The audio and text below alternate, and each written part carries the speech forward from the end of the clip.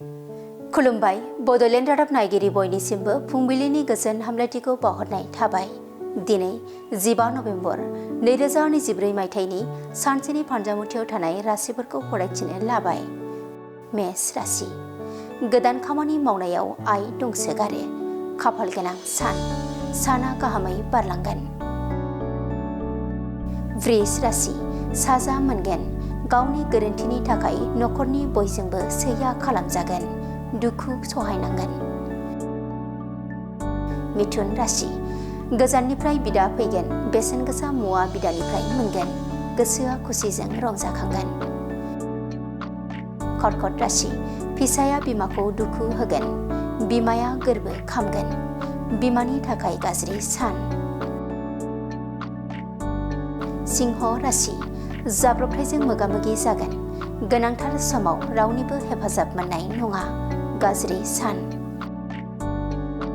कन्या राशि गोसो हमथानो हायोब्ला साना आय गोनां जागोन। मुलाम्फा गोनां खामानिफोराव आखाइ होगोन।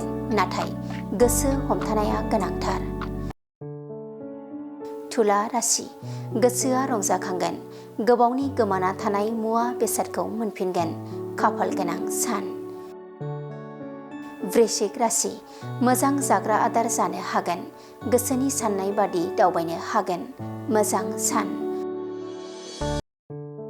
धनु राशि गाज्रि थासारिजों जुजिनांगोन। आंखाल जानायफोरा बांगोन। बायदि जेंनाजों साना बारलांगोन। मकर राशि नखरनि सुखु गोजोना गोमागोन। रादाय लानायफोरा बायलांनो हागौ। गाज्रि सान। कुम्भ राशि गोसो हमथानो हानांगोन। सोरजोंबा दुखु होजागोन। लोगोनि हेफाजाब लायोब्ला मोजां। मीन राशि मेगन गाज्रि जानो हागौ। मावनो दांनो हायै जागोन। जेंना गोनां सान। दिनैनि राशि फरायथिनाया एसेनोसै। बेजों लोगोसेनो दिनैनि साना बुहुमनि साफ्रोमबो सुबुंफोरनि थाखाय गाहाम जाथों बेखौ बड'लेण्ड रादाब नखरनि जानानै इसोरनि खाथियाव आरज गाबनाय थाबाय। गोजोन्थों।